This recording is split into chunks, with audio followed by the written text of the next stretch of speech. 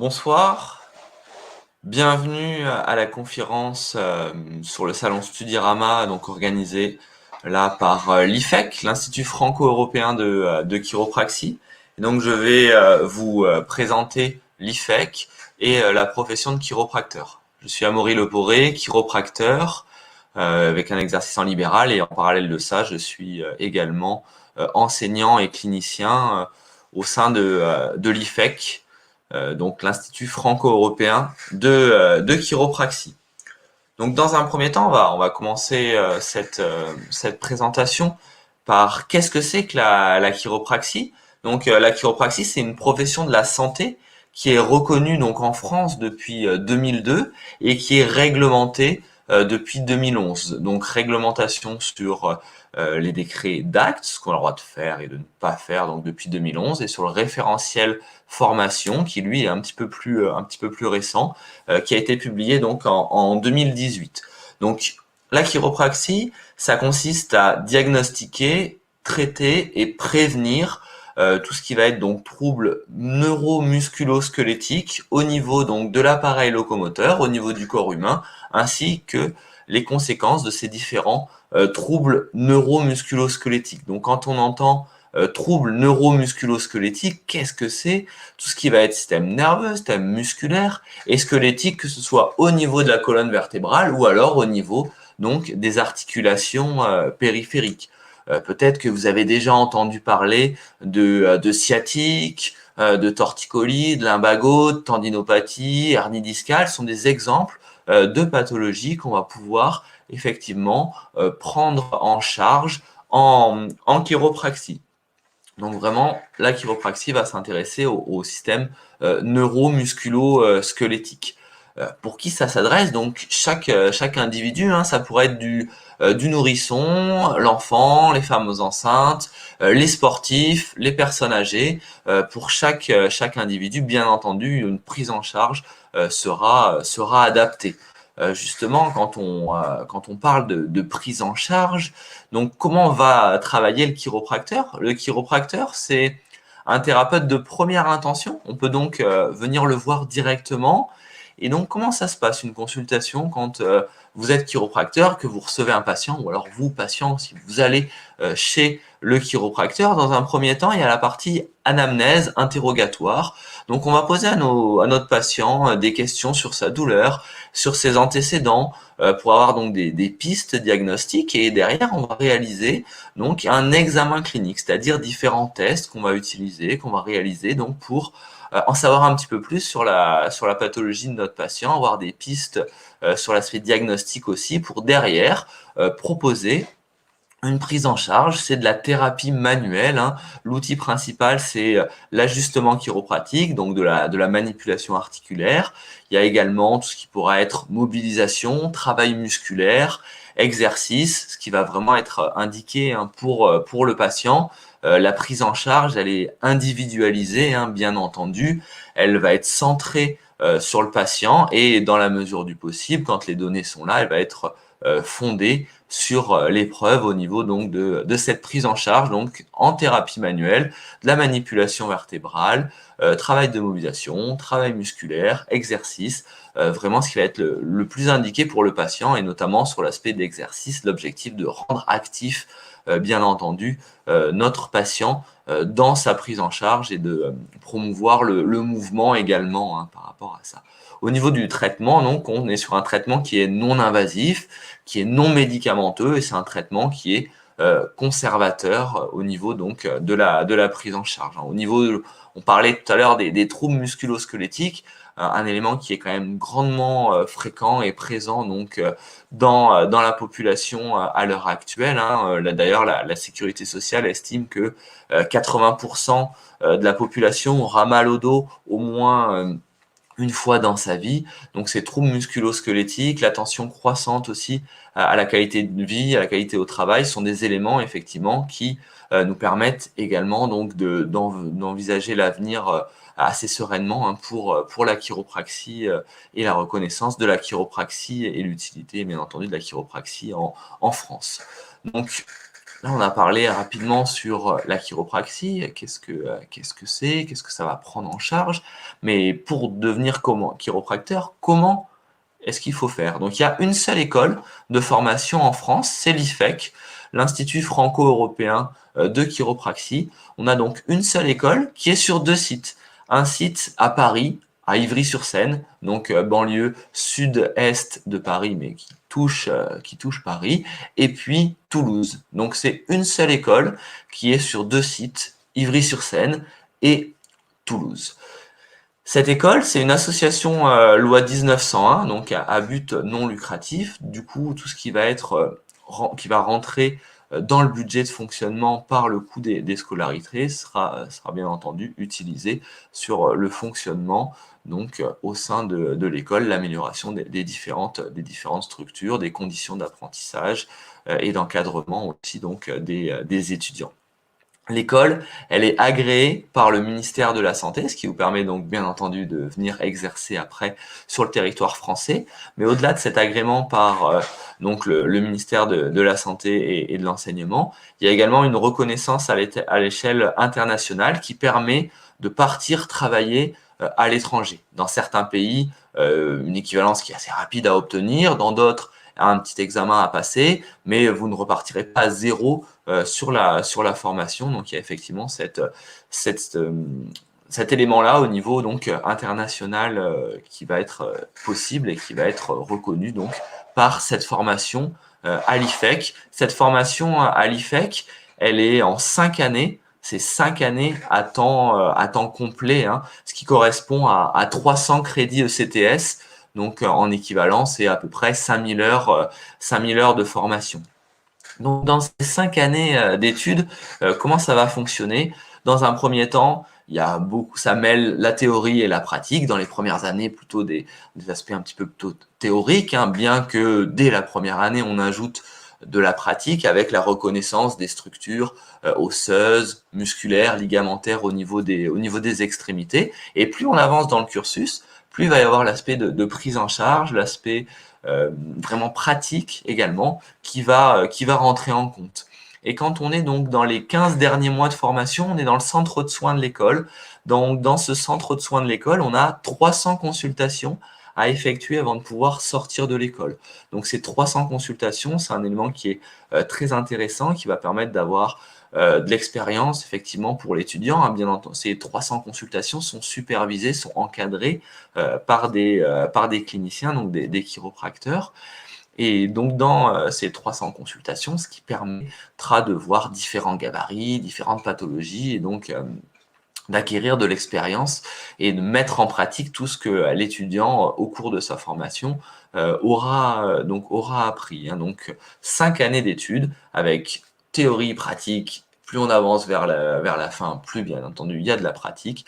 Et donc sur les 15 derniers mois, comme on disait, le centre de soins où les étudiants reçoivent des patients de l'extérieur. Un peu comme s'ils étaient en cabinet en fait. À eux de prendre en charge les patients qui leur sont fournis par le centre de soins, de faire connaître, de développer des partenariats et de prendre en charge effectivement leurs patients. Il y a également, pour Ivry et pour Toulouse, il y a des consultations, à un plus petit nombre, hein, bien entendu, des consultations hospitalières qui sont possibles. À l'heure actuelle, il y a des partenariats avec le centre de soins, avec le centre antidouleur au niveau du Kremlin-Bicêtre pour Ivry, et puis à Purpan pour Toulouse. Donc des consultations en milieu hospitalier qui vont être possibles. Au cours de la formation, les matières, on va avoir donc des sciences fondamentales dans la première année. On va avoir beaucoup d'anatomie aussi. On va avoir de la physiologie, c'est-à-dire le fonctionnement du corps humain. On va avoir toute l'étude des sémiologies, donc c'est-à-dire les différents signes cliniques des différentes pathologies. Parce que comme on disait, on est thérapeute de première intention. C'est-à-dire que c'est important de savoir quand est-ce que ça rentre dans notre champ de compétences, mais aussi quand est-ce que ça ne rentre pas dans notre champ de compétences et qu'on a besoin d'examens complémentaires ou d'avis médical et donc de référer le patient par rapport à ça. Et dans d'autres matières aussi, bien entendu, tout ce qui va être éléments de prise en charge qui vont rentrer en compte. il y a des stages hospitaliers et qui ont lieu effectivement tout au lieu du cursus. Ce sont des stages hospitaliers, mais à but d'observation. Et puis, à la fin, vous avez des stages en cabinet libéraux chez des chiropracteurs. Donc voilà, sur ces 5 années d'études.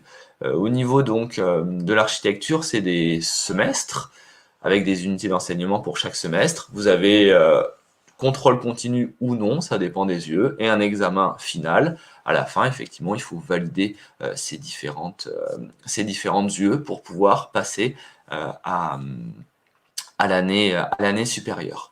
Et à la toute fin de vos 5 années, il y a un examen final qui regroupe une partie théorique écrite et une partie théorique et pratique, une partie écrite et une partie orale également. Donc comment on fait pour rentrer à l'IFEC? On est en entrée post-bac, on n'est pas dans Parcoursup, hein, le prérequis, donc c'est d'avoir le bac. Votre dossier de candidature, vous allez pouvoir le télécharger directement sur le site de l'école, donc www.ifec.net. Vous pouvez télécharger le dossier directement. Vous avez le dossier donc d'inscription, de candidature. Vous le remplissez, vous joignez une lettre de motivation, et puis après, donc, vous l'envoyez à l'école. Suite à ça, donc, il y a une étude de votre dossier, de votre lettre de motivation, et vous allez être convié à une journée d'admissibilité. Comment ça fonctionne, ces journées d'admissibilité? Dans un premier temps, il va y avoir des tests qui ne nécessitent pas de préparation en amont, hein, plutôt sur des tests sur le traitement de l'information, sur l'analyse, la synthèse de documents, pour une première partie. Ensuite, vous avez une consultation qui est filmée, donc à venir voir un peu comment ça fonctionne, comment ça se passe. Et à la toute fin, vous avez un entretien qui a lieu donc avec membres de l'administration et ou du corps enseignant, qui va notamment s'intéresser à la notion de motivation, hein, qui va être important, hein, la nécessité d'être bien renseigné sur la chiropraxie lorsque vous faites votre journée d'admissibilité. Les dossiers sont téléchargeables dès maintenant, hein, et les journées d'admissibilité commencent courant du mois de janvier. Hein. Donc voilà comment faire pour rentrer à l'école. Donc comme je disais, on n'est pas sur Parcoursup. Votre dossier, vous venez le télécharger directement donc sur le site de l'école. Vous le renvoyez et vous êtes convoqué derrière pour une journée d'admissibilité.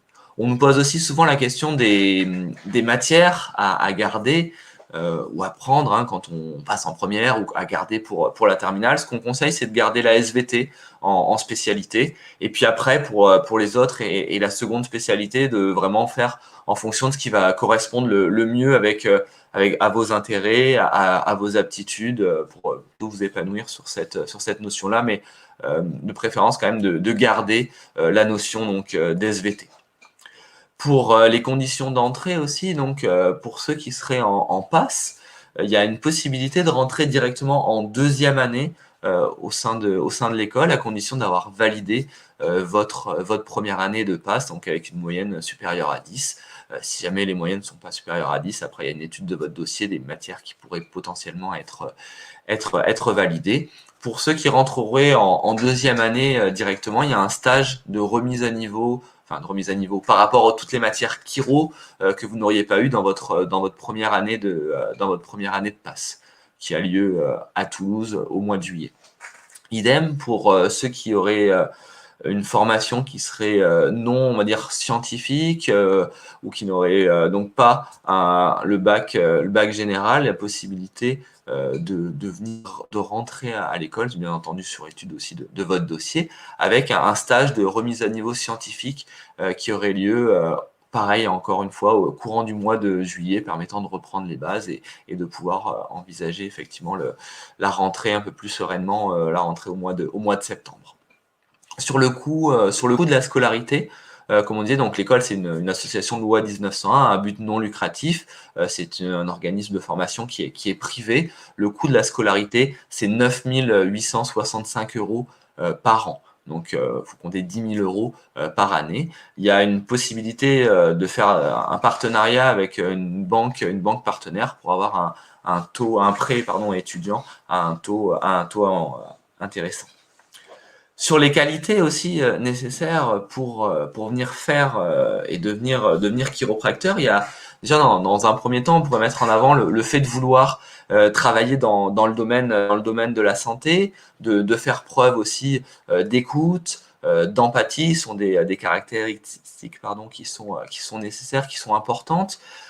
Comme on disait, c'est une thérapie manuelle, donc ne pas avoir de réticence non plus à venir toucher autrui, hein, on est sur une thérapie manuelle, et mettre aussi en avant des qualités plutôt entrepreneuriales, hein, parce que être plutôt autonome, être plutôt volontaire, parce que derrière l'exercice, à l'heure actuelle en France, c'est un exercice en libéral.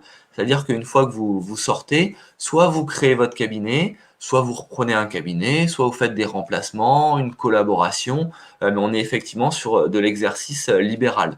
Votre cabinet, vous pouvez le créer seul, vous pouvez le créer à plusieurs, vous pouvez le mettre dans une maison pluridisciplinaire, plusieurs éléments qui sont effectivement possibles par rapport à ça.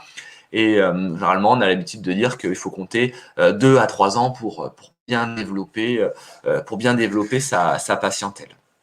Il y a également la possibilité de partir travailler à l'étranger, comme on disait un petit peu plus tôt dans cette conférence, avec cette reconnaissance à l'échelle internationale qui permet de venir travailler dans différents pays, certains pays sans besoin d'équivalence particulière, dans d'autres quelques examens d'équivalence, mais pas une reprise de la formation à zéro, bien entendu, hein, cette possibilité de travailler à l'étranger.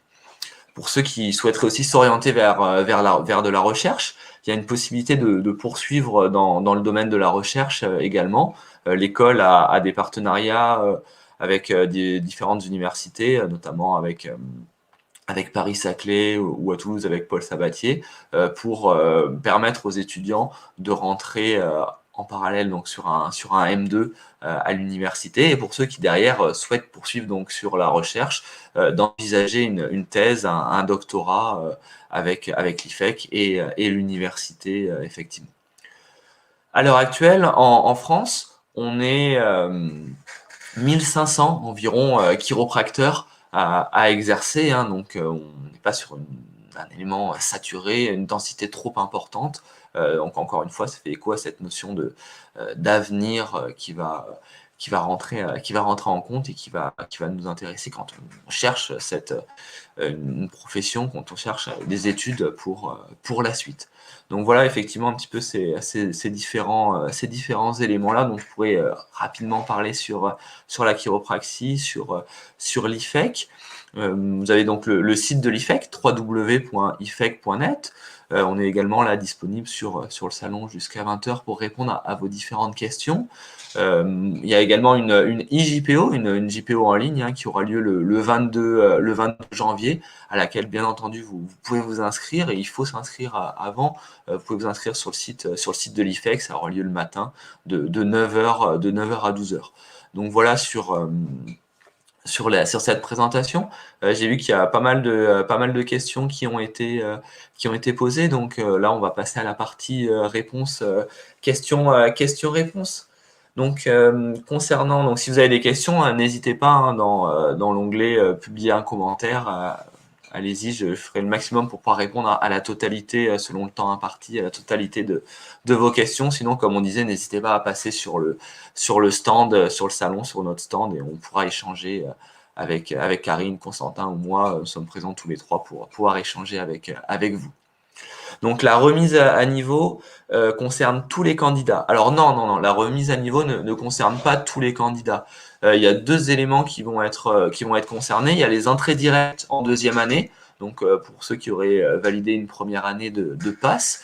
Donc là, on n'est pas totalement sur une remise à niveau, on est sur un rattrapage des cours propres chiro qui n'ont pas été vus dans leur première année, sur de l'histoire de la chiropraxie, sur des cours d'imagerie, sur des cours de palpation des extrémités, d'interrogatoire. Voilà, sur ces différents éléments-là, on est on a sur un stage qui nécessite de reprendre les matières qui n'ont pas été vues. Et puis l'autre élément de remise à niveau, c'est la remise à niveau scientifique pour les étudiants n'ayant pas un bagage scientifique, ou alors dans certains cas pour des reconversions, des personnes qui auraient fini leurs études depuis de nombreuses années et qui souhaiteraient se réorienter. C'est quelque chose qui pourrait également être proposé au niveau de la remise à niveau, Mais ça ne concerne pas tous les candidats, bien entendu. Le nombre d'étudiants par promo. Alors, on est maximum, ça c'est dans notre décret de formation, hein, on est maximum à 100 étudiants par promo et par site. C'est-à-dire, il y en aura maximum 100 qui vont rentrer en première année à Ivry, maximum 100 qui vont rentrer en première année à Toulouse. Donc sur Ivry, au total, on est sur 500, cinquantaine d'étudiants, et pareil pour Toulouse. Sur la question de combien il y a de candidats, combien il y a d'admis, donc admis maximum 100, hein, comme on disait. Après, il y a des places supplémentaires pour ceux qui rentrent directement en deuxième année en ayant validé leur passe. Combien il y a de candidats? Il y a environ, pour 200 candidats pris, il y a environ 400, généralement 400 dossiers qui sont déposés. Est-ce qu'il faut un bon niveau de langue? Alors, un bon niveau d'anglais, et c'est quand même toujours un plus, hein, étant donné que tout ce qui va être recherche, littérature scientifique, ce sont des éléments qui sont publiés en anglais, donc ça reste toujours un plus. Et puis, ce dont on parlait avec l'aspect aussi international de la chiropraxie, il y a de nombreuses formations qui sont dispensées en formation continue, hein, pas au sein de l'école, une fois que vous êtes diplômé, par des chiropracteurs qui sont anglophones. Donc, un bon niveau d'anglais est effectivement un plus à la formation. Nombre d'étudiants, on a parlé. Alors, est-ce qu'il est handicapant de ne pas avoir choisi les spécialités maths et physique? Alors non, du tout, c'est pas handicapant de ne pas avoir choisi les spécialités de maths et de physique, hein. L'ASVT étant l'élément qui est vraiment important. Après, les maths, il y en a peu, il y en a un petit peu avec les biostatistiques en première année, plutôt appliquées à la recherche. Sur la physique, un peu de biophysique, un peu de biochimie, un petit peu de physique, plutôt dans des sciences fondamentales, mais c'est vraiment pas quelque chose qui sera handicapant d'avoir retiré, de ne pas avoir pris les maths et la physique dans vos spécialités. Un étudiant qui a fait des études de kiné peut-il basculer sur des études de chiropraxie? Alors, oui, c'est effectivement possible, hein. Chaque année, on a plusieurs kinés belges, qui essentiellement des kinés flamands qui viennent faire leur cursus au sein de l'école. Même principe que d'avoir validé un pass. Il y a une entrée qui, bien entendu, sera en deuxième année, et puis il peut y avoir aussi certaines dispenses qui seront accordées sur certaines matières, hein, sur certaines unités d'enseignement. Donc des étudiants, enfin des kinésithérapeutes diplômés peuvent bien entendu rentrer à l'école, et sur une formation qui sera quand même en temps complet à partir de la deuxième année, mais c'est quelque chose qui sera tout à fait possible. Peut-on candidater en première générale? Alors le fait de candidater, il faut le faire quand vous êtes en terminale, parce que c'est nécessaire d'avoir le bac, hein, effectivement. Donc on ne pourra pas vous donner une réponse en première, parce qu'après il faudra attendre effectivement d'être en terminale, d'avoir le bac pour pouvoir finaliser l'inscription. Mais si vraiment c'est quelque chose qui vous intéresse et que vous souhaitez faire, qu'on vous invite, c'est dès la première de bien vous renseigner sur la formation, de venir assister aux journées portes ouvertes pour vraiment valider un petit peu ce choix de formation.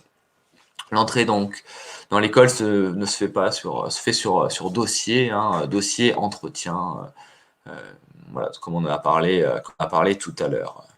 Donc plusieurs questions sur les différences avec l'ostéopathie, sur les différences donc avec l'ostéopathie. Effectivement, ce sont deux professions qui sont voisines de thérapie manuelle pour prendre en charge des troubles neuromusculo-squelettiques.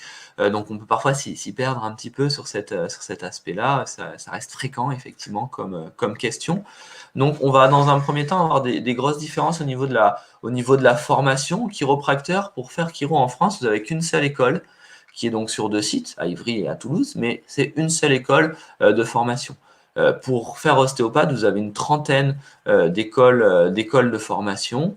Donc derrière, le nombre de professionnels n'est pas le même. On est 1500 chiro à exercer à l'heure actuelle en France. Des ostéopathes, ils sont plus de 30 000 au niveau de l'exercice. Donc au niveau de la densité, ce n'est effectivement pas la même chose par rapport à ça. D'autres différences, notamment liées à l'aspect de la formation, comme on disait, en chiropraxie, on a cette reconnaissance à l'échelle internationale qui nous permet de partir travailler à l'étranger. C'est davantage développé, notamment dans tout ce qui va être pays anglo-saxon, la notion de chiropraxie par rapport à la notion d'ostéopathie qu'on connaît là en France ou alors en Europe. Ensuite, des différences également sur l'aspect un peu plus pratique, et notamment dans les origines, la chiro était basée sur l'aspect colonne vertébrale, l'ostéo était un petit peu plus sur l'aspect viscéral, crânien, ce sont des éléments qu'on va pouvoir de nouveau retrouver, et encore une fois sur ces aspects pratiques et législatifs. Dans d'autres différences, en ostéopathie, si jamais vous avez besoin de faire une manipulation au niveau du rachis cervical, il faut au préalable envoyer le patient chez un médecin pour avoir un certificat de non-contre-indication, ça c'est dans les textes de loi. Restriction que nous, en chiropraxie, nous n'avons pas. Si on a besoin effectivement de venir réaliser une manipulation du rachis cervical, c'est quelque chose qu'on va effectivement pouvoir proposer. Après, bien entendu, avoir fait notre interrogatoire, notre examen clinique, on n'a pas cette restriction, là. Donc voilà, dans les grandes lignes, ça reste deux professions qui vont être voisines. Après, on va pas utiliser les mêmes outils, on va pas avoir la même approche, comme on disait, avec l'aspect vraiment centré sur le système nerveux, la colonne vertébrale essentiellement, et l'appareil musculo-squelettique pour le chiropracteur. Ça reste deux professions qui vont être effectivement un petit peu voisines, mais comme on disait, donc des formations qui sont différentes. La notion donc de reconnaissance à l'international également au niveau de la chiropraxie. Et puis après, si jamais c'est le domaine de la recherche aussi qui peut vous intéresser, les publications scientifiques dans le champ de la chiropraxie sont bien plus développées que dans le champ de l'ostéopathie. Pourquoi est-ce un métier d'avenir? Donc on a un petit peu répondu à ces questions tout au long de la conférence. Donc si on reprend très rapidement des éléments, avec le fait d'être déjà peu nombreux, on est 1500 chiropracteurs à exercer donc à l'heure actuelle en France, donc avec la possibilité encore donc d'exercice assez facile. Différents endroits, il y a peu ou pas de chiropracteurs. Métier d'avenir également parce qu'on s'intéresse à tout ce qui va être le trouble musculo-squelettique, ces différents troubles neuromusculo-squelettiques qui sont quand même fréquents dans la population, hein, donc assez handicapants au niveau de la qualité de vie, au niveau des douleurs, au niveau de la fonction des patients, des éléments sur lesquels on peut remédier et puis prendre en charge. Donc voilà, sur ces éléments-là, pour rapidement redonner une petite réponse. On avait donné d'autres pistes aussi tout au long de la conférence. Comment choisir entre ostéo et chiro? Va dépendre aussi de ce qui vous intéresse le plus, de si vous souhaitez partir travailler à l'étranger, de bien vous renseigner aussi sur la densité, sur le nombre de professionnels, sur les débouchés par rapport à ça. Mais dans l'idéal aussi, ça reste d'essayer de voir un peu en pratique comment ça fonctionne, et ne pas hésiter à contacter des chiropracteurs pour savoir si c'est possible de venir discuter avec eux, voire observer certaines consultations pour avoir une idée un petit peu plus pratique du métier. Là, on a beaucoup parlé sur l'aspect théorique, mais voir un peu plus en pratique cet aspect-là. En ayant fait un bac technologique, est-ce que c'est handicapant? Alors, c'est quelque chose qui reste malgré tout possible, hein, bien entendu, de faire votre scolarité et de réussir votre scolarité avec un bac technologique. Au niveau donc des bacs technologiques, ce dont on parlait, c'est là où il va y avoir un stage de remise à niveau scientifique qui vous sera proposé courant du mois de juillet. Mais c'est bien entendu tout à tout à fait possible derrière, donc de rentrer, de réussir votre scolarité en ayant eu un bac technologique. Sur le fait de combien gagne un chiropracteur environ, assez difficile à répondre comme question parce que ça va dépendre à quel moment de votre parcours, du temps depuis lequel vous avez monté votre cabinet. Ça dépend si vous commencez par une collaboration, par des remplacements, par créer votre cabinet. Ces différents éléments-là sont assez variables. Donc, comme on disait, on estime qu'il faut 2 à 3 années avant de monter, de bien développer effectivement sa patientèle. Le coût moyen d'une consultation, en province, il faut compter environ 50 à 60 euros et en région parisienne un peu plus, 70 euros à peu près sur le coût moyen d'une consultation.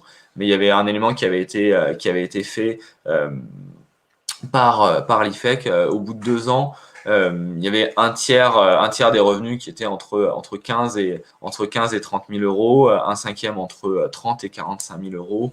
Pour un quart, il y avait plus de 45 000 euros et pour moins de 20%, il y avait inférieur à 15 000 euros. Mais comme on disait, tout va dépendre de est-ce que vous créez votre cabinet, est-ce que vous faites des remplacements, une collaboration. Ça reste un petit peu plus, surtout qu'il nous reste peu de temps, enfin même plus de temps, difficile de répondre à cet aspect-là. Après, n'hésitez pas à revenir, on aura plus de temps si vous revenez sur le stand, sur le salon, on pourra rediscuter et approfondir peut-être un petit peu plus cet aspect-là. Bah, écoutez, merci pour votre présence. Voilà, j'espère que tous ces éléments-là vous auront donné envie de faire chiropracteur et de suivre cette formation à l'IFEC. C'est vraiment un métier qui est passionnant, on s'ennuie pas et très intéressant vraiment par rapport à tout ça, de pouvoir prendre en charge différentes pathologies, donc et d'aider le patient, vraiment des éléments qui sont très intéressants.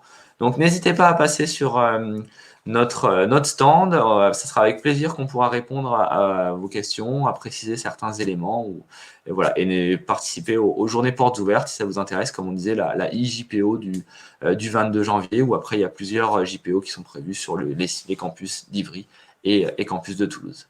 Écoutez, je vous souhaite une bonne soirée et une bonne continuation dans vos études. Au revoir.